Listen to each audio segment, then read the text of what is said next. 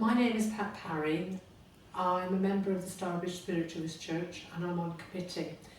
And I was invited by our church to sit for the very first time with Gary in a séance that was held here. I found it, for me, quite mind-blowing. It was quite exceptional how, when it first started off, that we had to raise awareness with singing. We were given instructions about holding hand, linking legs and not moving.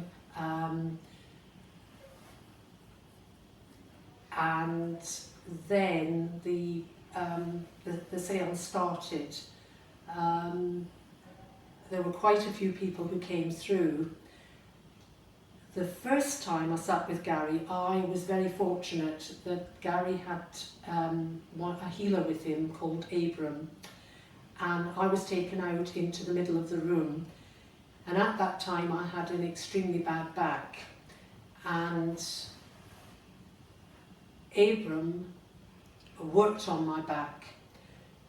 It could be heard by people round the room that it certainly was being worked on. There was clicking, which we presumed was a disc being aligned.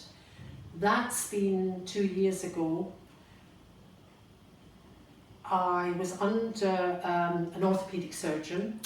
I had to go back a few months later and have some more x-rays done. The orthopaedic surgeon could not understand what had taken place because the first x-ray, comparing it with the second x-ray showed no deterioration of the disc. The surgeon then asked me what had taken place. I explained to him that I'd had psychic healing, and he was very, very interested in that and sat me down and asked me to explain this to him. And he was quite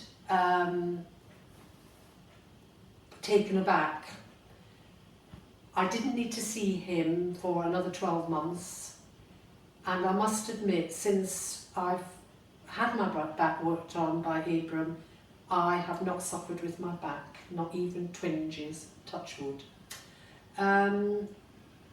Really, the whole of the séance was just mind-blowing.